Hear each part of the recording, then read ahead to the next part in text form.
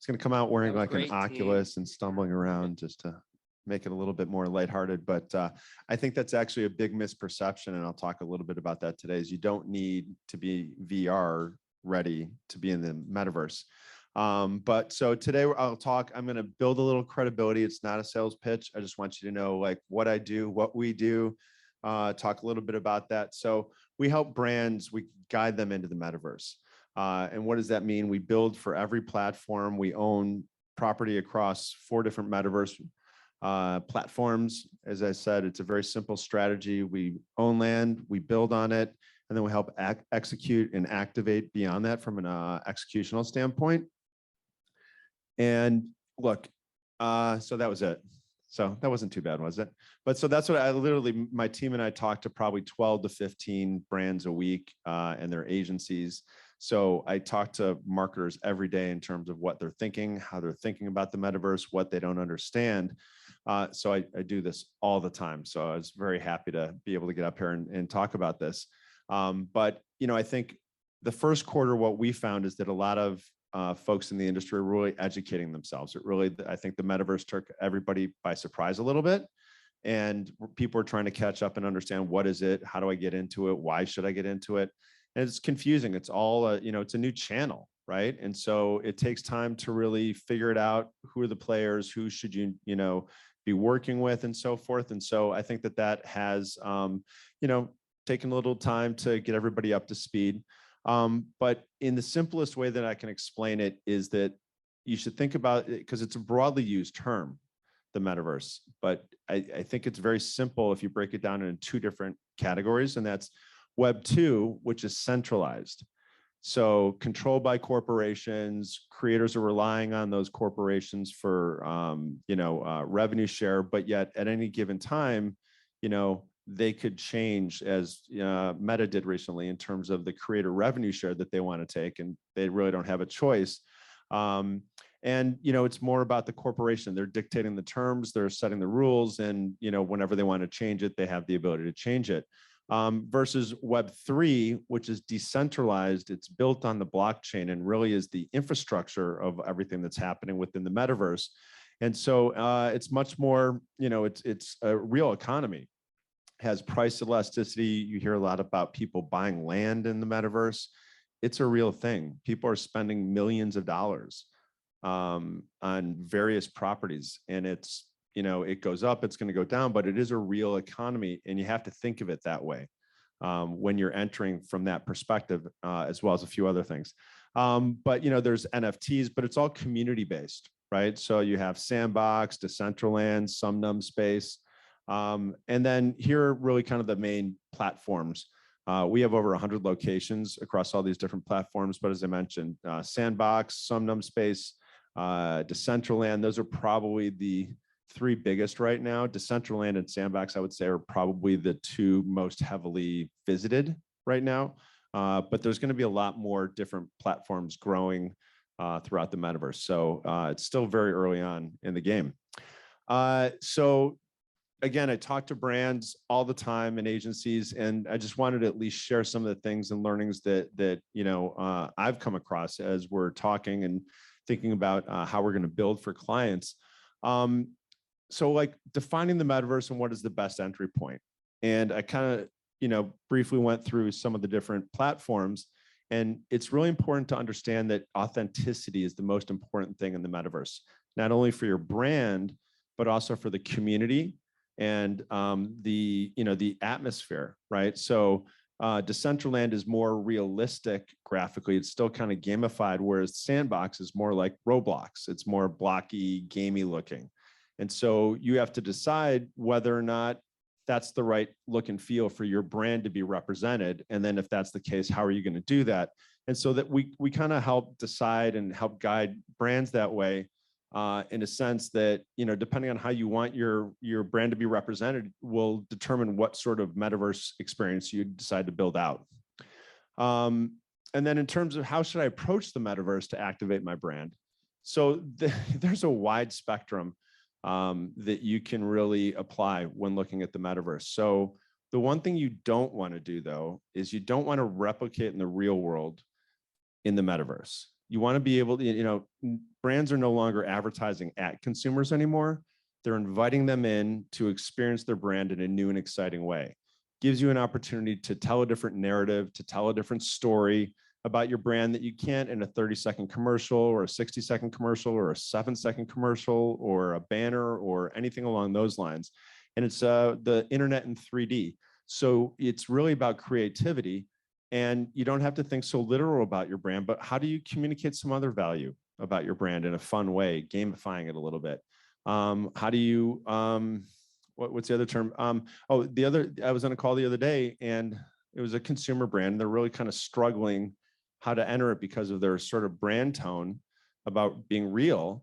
And they thought, well, we'll do something anti-metaverse. I said, well, have you thought about doing a parody of your brand? Like, in the metaverse, like you're in the metaverse, but you're real, but it's, so I think you also have to kind of think about it from that perspective, is sometimes just flip the whole concept on its head and take a different approach to it and have fun, because, this is an opportunity to test and learn right now. And you don't know what's going to resonate, what's not going to resonate, what's going to work within one specific platform may not work in another. And so you have to be able to figure out this process while it's still small right now. And it's very nascent. There's not more than probably 300,000 monthly users in Decentraland. Sandbox, they go in seasons. They're actually still in alpha. So they go kind of in seasons. I think they've got another season coming up this summer. So that's also another challenge within Sandbox, is that you have to make sure that those seasons are coordinated with, an important time of year that you want to either promote a campaign or a new product launch. And if you don't, well, then you can't participate in Sandbox at that time.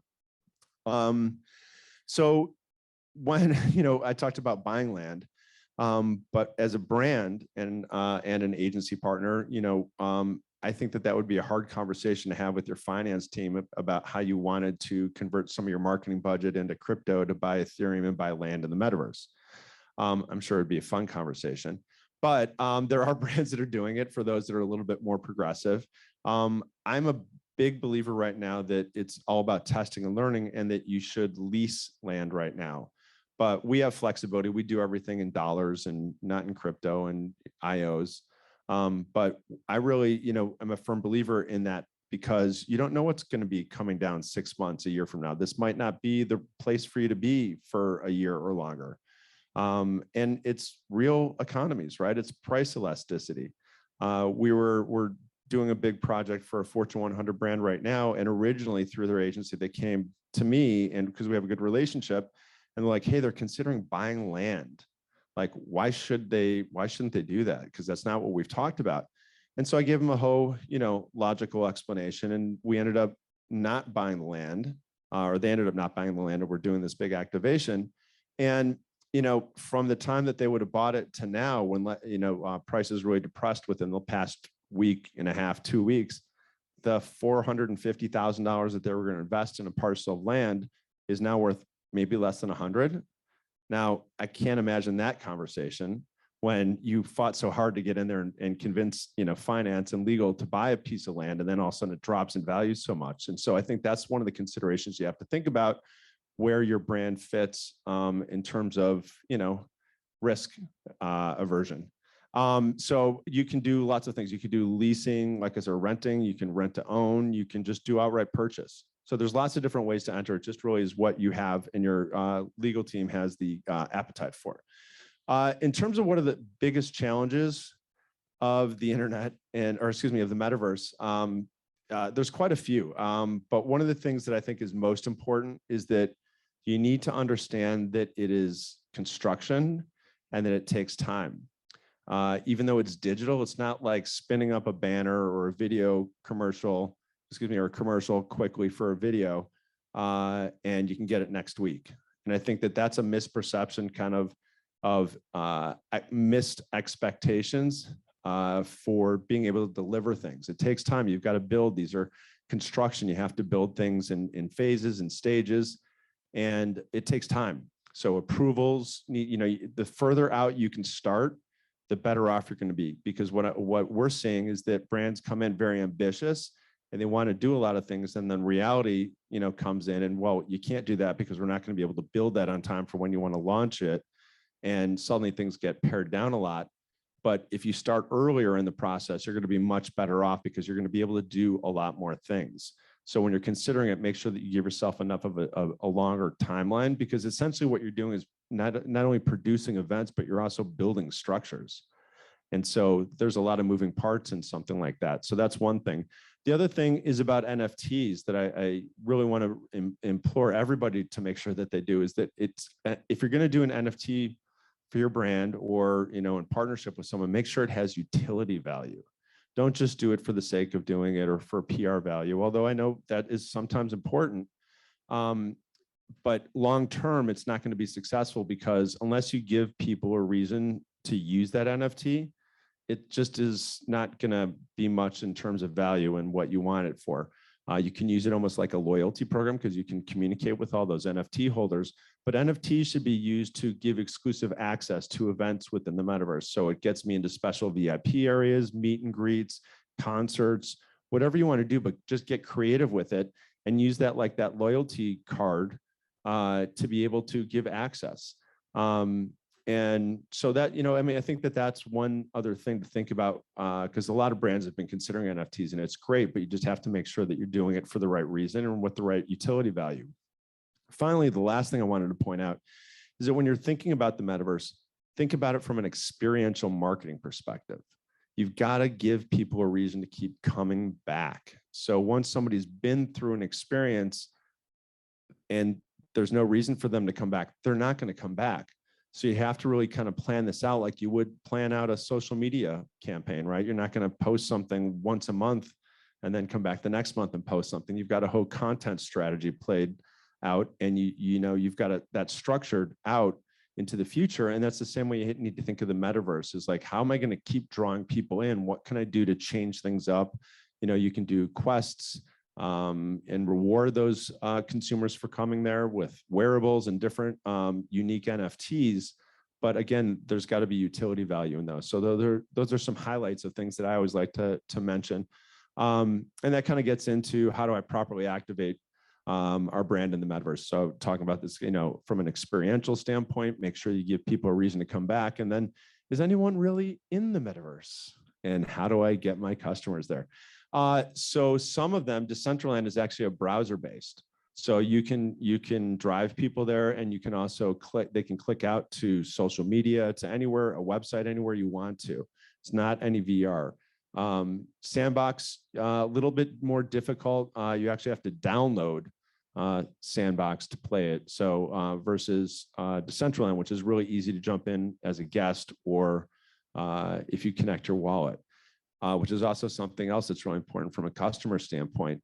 Consumers that don't connect their wallet will not have the same experience in the metaverse that those that have their wallets connected. So you get a much more limited view as a guest than if you have your wallet connected, which gives you the opportunity to buy wearables and participate a little bit more so within the brand experiences. So that's something else to consider. There are currently less than 1 million people that have wallets in the entire metaverse right now, or just in general. So it's still very nascent in terms of the audience. And I think Decentraland, like I think I mentioned this, has about 300,000 monthly users. And so, but it's going to grow. And I think one of the ways it's going to grow and continue to grow as brands come in, they're going to pull their customers in as more events start building and technology changes. But you can use traditional social media. You can use traditional, you know, web-based digital media to drive people there and make people aware. So that's, you know, that's one way to get them there. You can drive them there so many different ways, but also when they're in there, you can reach them to bring them to your activation. So we actually are working right now. We're going to do actually a billboard campaign, if you will, but it's also a portal. So they can actually step through it and then get ported over to the activation that we're doing. So there's different ways that you can approach those, you know, challenges, but I think it really takes a different sort of lens in terms of how you think about it. And billboards, I don't think are the hottest thing by any stretch of the imagination, but they are starting to be utilized in ways just to help create awareness for people that are already in Decentraland. So it's something to consider as part of an activation to help drive those consumers that are already there into your activation. I'm trying to think if there's anything else. Any questions? Sure. Yeah, sure. Go ahead. I've just got about 45 seconds. So figured I'd ask. Is there any real life indicators that determine the pricing of the metaverse, right? The example you just said, somebody lost a third of the value. So like as regular day consumers, is there anything in the real life that says, oh, this would be a good time to buy based on this? I would say, just it fluctuates much quicker than the real world. I think on a personal level right now, it's a really great opportunity to get in and buy either crypto or land. It's a lot less expensive, but land is still expensive in the metaverse. I mean, you're talking at least 5-6 figures, low 6 figures. So, and you can't get that financed. So, unless you want to spend a couple $100,000 right now, you can buy land. Maybe you can find some for less, but certainly, crypto I think is a good opportunity right now. It's been very depressed. And then I think it's going to be around for a long time. So, but there's still going to be fluctuations. So do what you feel comfortable. Anyway, yeah, another question. Sorry. Or 2 questions. I'm going first. Uh-oh, this one's going to be tough. Not really. Ted Rubin. Hey, everybody. Quick question, Marty, because we were just talking about this before, but don't you think the perspective should be not looking at it as an investment? Or there's 2 ways to look at it. Like if you look at it as an investment, then all you care about is what the value of it goes back up and down. So if you're an individual who's buying land on speculation, then it's an investment. If you're a brand, it's more of an investment in your brand, not an investment as in buying a stock and watching how it goes up and down. Or the office building that you just bought to house your people, you're not looking at the value of it every day. It might be calculated for your balance sheet if you're a public company or something. But isn't there a different perspective that you should be looking at it? Because you guys are not really looking at this from an investment point of view. You're looking at this as a branding and marketing point of view, correct? We look at it both ways. We own land, right? So, and we were actually raising another $10 million just for a land fund, but to buy more property. But I look at it from a brand perspective in a lot of different ways. Yes, it is, and it could be looked at as an investment, but it's an asset on their books and it's in cryptocurrency. So I think right now there's big regulations and concerns and hesitancy from brands to buy for a variety of regulation issues. So that's one thing that I think of is, and then I think it's like we're doing this on a daily basis, and I mean, there's just a tremendous amount of confusion and legal that gets involved in terms of this, which is just fun, because they're still learning too, right?